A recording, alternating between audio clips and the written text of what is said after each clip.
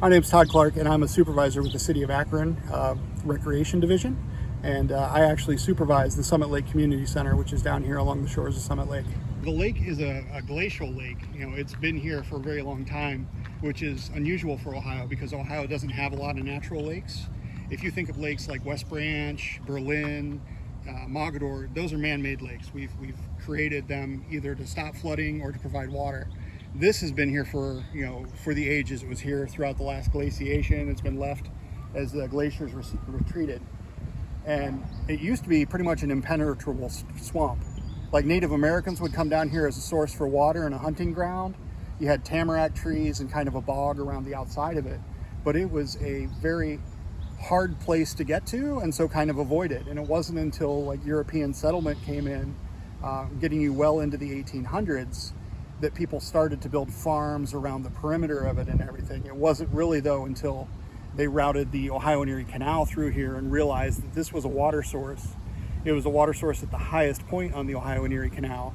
So you had, from here, you could drop almost 500 feet to Lake Erie going north, or you could drop again, going all the way down, eventually down to the Ohio River in Portsmouth. The original was called Lakeside Park, and it was relatively small. It was about from where we are now, going north almost to South Street there.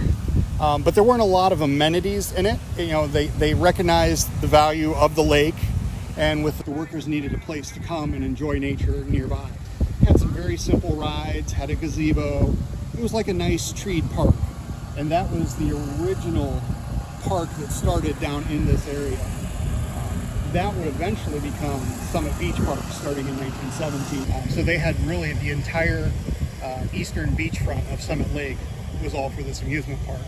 Unfortunately, with the history of Summit Lake being used first by the Ohio and Erie Canal, and then when Firestone built his factories, he built the pump house designed to suck water out of Summit Lake and push it to his factories just down the road. Well, once it cooled his furnaces, they then turned that water back around and directed it right back into the lake. And so you get the oil and the grease from the factory, the chemicals, the heavy metals and stuff like that. Those are contaminants that start going into the lake. There was actually a swimming ban enacted on Summit Lake as early as 1898. They had polluted the water enough that people were concerned. The city banned swimming and interacting with the water, but they still continued to draw water from it until 1915 for drinking water, which has always fascinated me. Yeah, Summit Lake has a long history of boats, whether it was canal boats hauling goods and people or recreational boats all through the 20s and 30s.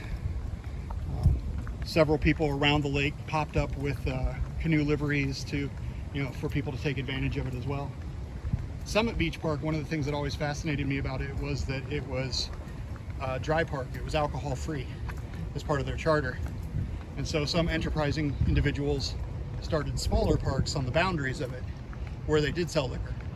So you could come down and visit Nolan's Park and get a couple drinks and then come over to Summit Beach Park where you were not allowed to purchase alcohol.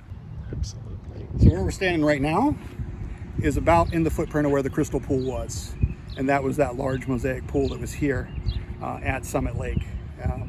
Pretty much right to this extent. I think it was, my numbers are not always right, but I think about 600,000 gallons of water was held in this pool. And at that time, it was the largest mosaic tile pool in the country. So it's amazing to think what was here in this place with the roller coasters. In fact, where I'm standing right now, you see the pump houses behind us. That was built by Firestone, again, to bring water down to the factories. But then you see the AMHA housing that we have here through Akron Metropolitan Housing. But if you were to go back 75, 80 years, there were 3 separate roller coasters that sat right on this spot. There was a midway that stretched down into the north. There was a Ferris wheel, a motodrome where the guy would ride the motorcycle inside the iron cage and whip around, all sorts of amusements. Farther down there was what they called Hilarity Hall, which was a kind of a vaudeville theater aspect, and there was the dance hall and dance stage that were down here as well. So when you take kids down here and explain this all to them, what's their reaction? A lot of them, if they are from the neighborhood, they have heard that there was an amusement park here, but I don't think they really fully grasp to what extent that park was. There is a much loved belief that one of the Ferris wheels is somewhere out here in Summit Lake.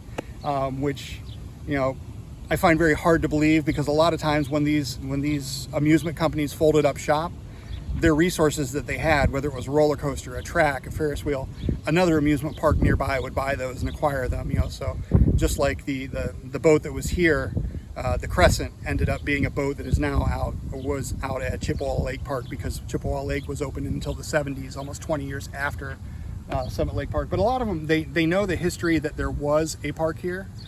They don't necessarily know to what extent.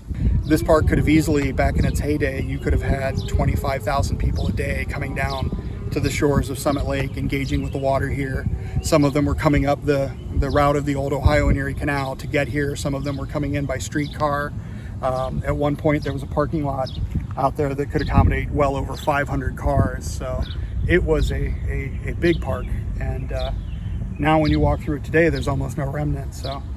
But one of the great things is, with groups like the Akron Civic Commons and the Ohio and Erie Canalway Coalition assisting in this area, is you get all these people who realize we have a similar interest in the one resource, which is the lake.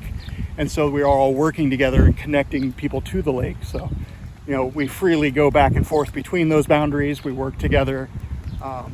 We get ideas from the residents of what they want to see. And, you know, the resident, or your average park user, he doesn't care that the foot he was just on was the cities and now it's Summit County's. He cares about, it's a great experience, it's a place he wants to go or she wants to go, and, you know, that it's a safe place and there are things to do. And that's really what I think you see coming through this neighborhood.